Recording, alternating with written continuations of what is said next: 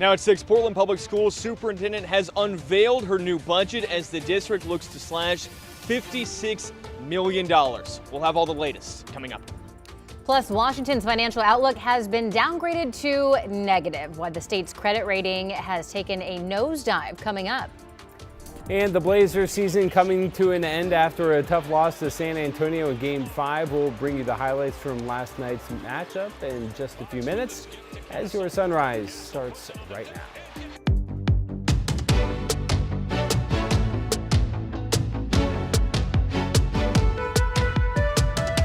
Good morning, and thank you for joining us on your Wednesday. I'm China Green. And I'm Matthew Herchik. Glad to have you with us. Rod Hill and Chris McGinnis standing by. To look at the weather and traffic. Boy, Rod, you've just got all the good news this week. All right, I do. And this is exciting. I don't get to do this very often. 4, 3, 2, 1. Bam! It's 6:01. It's sunrise time. 6:01 this morning is the sun up. Here's a look at our Chehalem tasting room camera. It's not perfectly clear, but it's pretty gosh darn close, isn't it? 41 degrees. The marine deck is gone. It's basically clear over downtown Portland and the Columbia River from the Vancouver, the Springs at the waterfront. Again, with the skies that cleared overnight and the winds are fairly light, temperatures are chilly, 41 in Vancouver. So to the bus stop we go. We'll go low 40s on average. By the way, a fistful of you are in the 30s this morning. So again, you need a coat, something warm. 58 degrees at noon though, and then later today, short sleeves. And we'll be warming up to 70 degrees. All right, here is Chris. I wore short sleeves on my drive in this morning. Take that, Rod. In preparation. Let's get you out the door. We'll start off with a reminder. Overnight road work has wrapped up on the Broadway Bridge. They'll be back at it again tonight and weeknights from 8 p.m. until 5 a.m. as the county continues painting the counterweights on the bridge. Also, some more road work that may impact your drive out of downtown Portland over the next several days. Intermittent closures of Southwest Alder. That's significant, of course, because that's the one way that takes you over to the east side freeways and the Morrison Bridge, of course. So be prepared for that. There is a 4-hour closure today from noon to 4. Freeways right now, there's a live look at the Sylvan Hill. That looks pretty good. I-84 out near 82nd Avenue. That looks pretty good right now. And the drive times reflect a speed limit clip. So far, no major issues, guys. Thank you, Chris. Well, new this morning, Portland Public Schools Superintendent Kimberly Armstrong proposed her budget for the next school year last night. Yeah, just like other districts across Oregon, they are facing big budget cuts. Sunrise reporter Thomas Schultz is live outside Portland Public Headquarters. Thomas, what did we learn about this budget proposal? Yeah, well, look, guys, this is all brand new. We're just starting to go through that budget after the board meeting last night where it was first shown to the school board. But look, Portland Public Schools is facing a $56 million deficit, just another blow to the school district. Over the past 4 years, Superintendent Dr. Kimberly Armstrong says they've had $170 million in cuts. She says that's the most PPS has ever slashed over that time span. Armstrong says the cuts are due to rising costs, limited revenue, and falling enrollment. And with so much money being cut, lots of jobs are expected to be lost.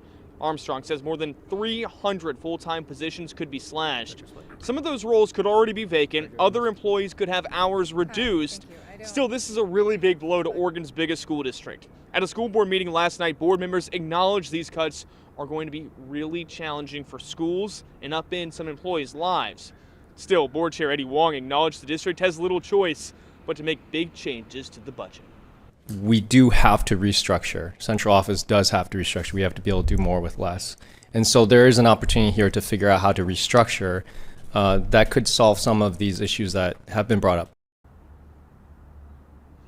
And again, last night was the first time that the school board got a look at the superintendent's proposed budget. They'll have until May 26 to approve a budget that'll then be finalized in late June. Matthew, China. Thomas Schultz reporting live for us this morning. Thank you, Thomas. Meantime, leaders in the Reynolds School District say that they are frustrated after learning they'll get no money from the state's 2026 to 2028 Summer Learning Grant. Last year, House Bill 2007 established ongoing funding for the grant and aims to prioritize summer learning by requiring programs to focus on things like improving reading proficiency and academic outcomes. Last year, the Reynolds School District says that it was ranked #1 for having the most need for summer school funding, with its summer programs helping more than 1,000 students.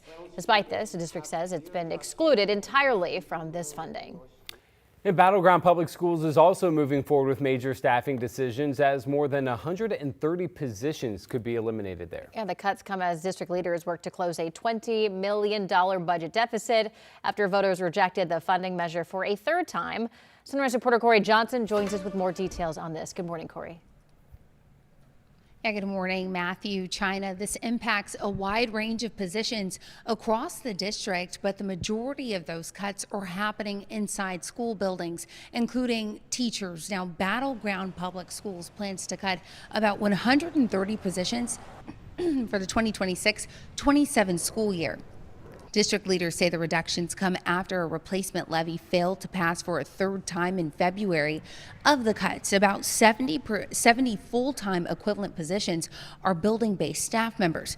High school teachers account for roughly 23 positions, followed by middle school and primary school teachers. Counselors, multilingual teachers, and building administrators are also included, with administrators seeing the deepest cuts at about 18%. Now, the district says these changes could lead to larger class sizes in middle and high schools, along with fewer course offerings and electives. The cuts also impact athletics and extracurriculars, including eliminating the middle school activities budget and raising sports participation fees. Some staff members will also see unpaid furlough days. The district leaders say about 85% of their budget is tied to staffing. Keep in mind, those who were affected by the cuts will need to be notified by May 15th. And also, it's important to keep in mind a final budget will not be adopted until this coming August. Matthew, China. Corey Johnson reporting live this morning. Corey, thank you. Washington's governor and attorney general are taking legal action to try to get access to the ICE processing center in Tacoma. Now, allegations from people inside include contaminated food, denied access to prescription drugs, and unsanitary living conditions, including mold. The privately run detention facility turned away health inspectors 10 times over the past 3 years. The group has argued the federal government oversees the facility, not the state, and any inspections should be handled through ICE. But state officials say denying inspectors is illegal. I want to be perfectly clear. We will not allow GEO Group's continued obstruction and brazen disregard for state law to go unchallenged. We need to investigate those allegations, because these complaints pick the picture of neglect and cruelty.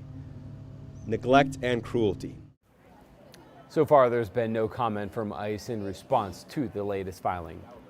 Credit ratings agency Moody's has downgraded Washington's financial outlook from stable to negative. It points to the state's dependency on temporary budget solutions like pulling money from reserves. The state treasurer says lawmakers should take note. What is important is that essentially the legislature continue to make sure we're financially managing things well, that they are passing budgets that are structurally balanced and are meeting the needs going forward of our state, but that they're not spending more money than they're bringing in. And if the state's credit rating falls, not just its outlook, the treasurer says it could mean higher taxes for everyone. Now to the Blazers, whose season was on the line last night in San Antonio. Rip City needing a big road win to force a potential Game 6 back here in Portland. Unfortunately, last night the Spurs were just too much for the up-and-coming Blazers. San Antonio got off to a hot start, leading by a dozen at the end of the first quarter and by 20 at the half. In fact, at one point they led by as much as 28 points, but credit to the Blazers, they didn't go down without a fight. They cut the Spurs' lead to single digits in the fourth quarter. Denny Avdia led the way with 22 points, but San Antonio ultimately pulled away 114-95. The Spurs now advance to take on the winner between Denver and Minnesota. Meantime, the Oregonian is reporting that the Blazers are prepared to make an offer to the Bucks for star forward Giannis Antetokounmpo as long as he's willing to sign an extension. Damian Lillard and Giannis played together in Milwaukee, and the hope is Giannis would be open to a reunion here in Portland. However, ESPN reports that it's highly unlikely Giannis would be interested, saying if he leaves Milwaukee, it'll be to go to a team with a, quote, real chance to win a title. Well, the Blazers may be done for the season. WNBA basketball in Portland is just getting started. The Fire kicked off their preseason tonight in Seattle with their first home game coming up at Moda on Sunday. What is 6:09? Time to get over to Rod for a look at your forecast. Boys, Sunday, you've got the 90. Fire game, and you've got 90. We got fiery temperatures. Yeah. I mean, that could be a good omen, right? Yeah, I would hope so. Yeah. Hey, do you guys remember back at the start of the show here at 6 o'clock, we did the countdown to the 6:01 sunup. Well, now it's 6:10, and you can just start to see the sun. Keep in mind, sunrise times are based on a flat horizon. Think Kansas.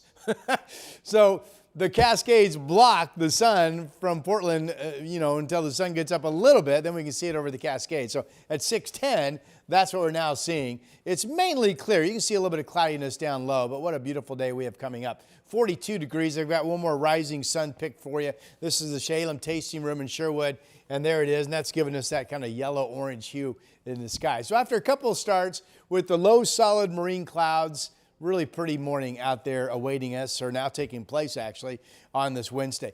Temperatures are cool as you would expect with fairly light winds, the fact that we cleared last night. So we're 39 in Forest Grove, we're 35 in Battleground, and look at all the 30s. Camas, Gresham, Troutdale, Oregon City, Tigard, good morning, 39. We have more, Estacada, McMinnville each at 36. Silverton, Dallas, Corvallis, and Salem, good morning, 38 degrees. So again, if you're going to spend a little bit of time outdoors early, have something warm on. But this afternoon, it's the opposite. Big time spring day with sunshine. Most of us here in the valley will warm up to 70 degrees, maybe a little bit better in some spots. It shows 68 at 5 o'clock in Albany and Salem, but I like your chances of hitting 70 for a high. 73 in the Dalles. There's still that spotty, kind of frivolous shower threat out in eastern Oregon today. Otherwise, we are all dry. And here are the latest 7-day numbers, and I keep lifting them. 72 today. I now think we have a legitimate chance to hit 80 tomorrow. If we do it, it would become the first 80-degree day of 2026. Could do it again Saturday. And now we have Sunday all the way up to 88. Are we serious?